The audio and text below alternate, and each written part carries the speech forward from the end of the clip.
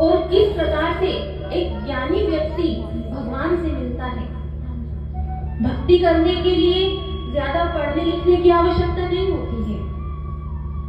भक्ति करने के लिए ज्यादा पढ़ने लिखने की आवश्यकता नहीं होती है, क्योंकि कोई जरूरी नहीं है कि आप वृंदावन जाएंगे तभी आपको भक्ति प्राप्त होगी। आप अपने परिवार को छोड़ करके जाएंगे तो ही आपको भक्ति प्राप्त होगी, ऐसा नहीं होगा। आपको घर में रहकर भी भगवान मिल सकते हैं, आपको सभी कार्य करते हुए भी भगवान मिल सकते हैं। आपको किसी परिवार सदस्य को छोड़कर जाने की आवश्यकता नहीं है।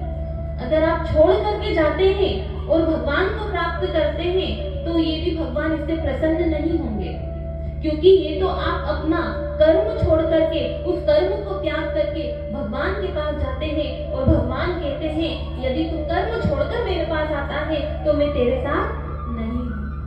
मैं तेरे साथ जब तक हूँ जब तक तू कर्म करता रहता है।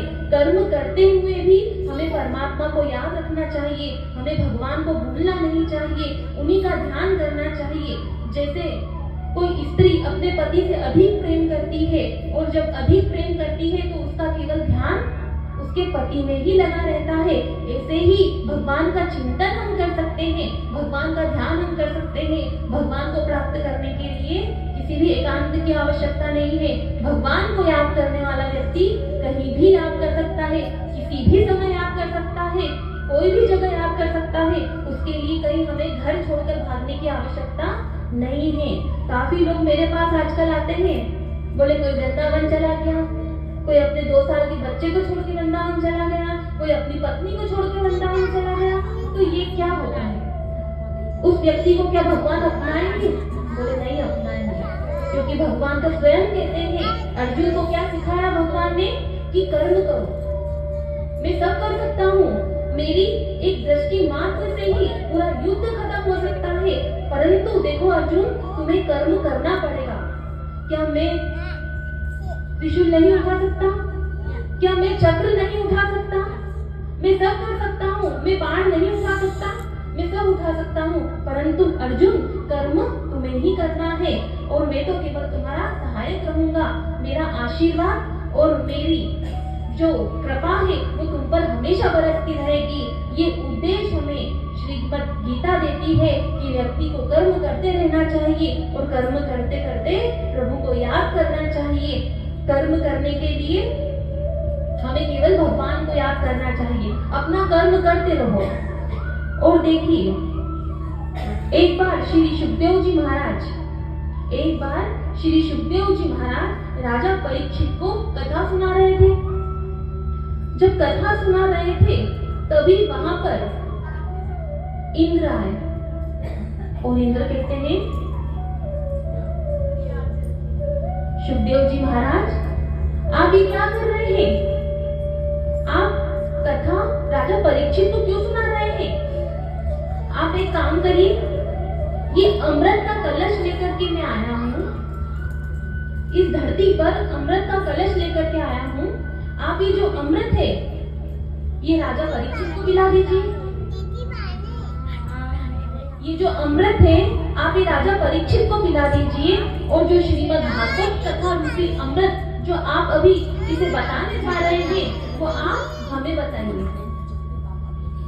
वो आप हमें बताइए। तो कहते हैं कि देखो इंद्र तुम अभक्त हो, तुम कथा सुनने के लायक ही नहीं हो। सुधा तो कथा लोगे, कहाँ ये अमृत कांच का टुकड़ा और कहाँ ये श्रीमद् भागवत की कथा। बोले जो मणि है, बोले इसको छूने से समस्त पापों का नाश हो जाता है, सभी मनोकामनाओं को सिद्ध करने वाला है। बोले जो इहलोक परलोक और वैकुंठ की प्राप्ति कराने वाला है ये श्रीमद् भागवत की कथा। बोले तुम इस कथा के सुनने के पात्र ही नहीं हो, चले जाओ, मुझे तुम्हें कोई कथा नहीं सुनानी है, तुम अपना अमृत का कलश लेकर के चले जाओ। आगे देखिए जो इंद्र है, जो देवता है, वो भी श्रीमद् भागवत की कथा को सुनने के लिए इस धरती पर आते हैं, क्योंकि ये कथा वहां पर भी सुलभ नहीं है, ये कथा स्वर्ग में भी सुलभ नहीं है। इसीलिए इस कथा को सुनने के लिए भगवान देवता भी किसी न किसी रूप में यहाँ पर आकर कथा को श्रवण करते हैं, क्योंकि अमृत का जो कलश है ये तो शरीर अमर करेगा, परंतु ये जो श्रीमद् भागवत की कथा है ये आपका मन, तन, धन बोले सब पवित्र कर देगी। इसलिए श्रीमद् भागवत की कथा का महत्व अति पूर्ण है।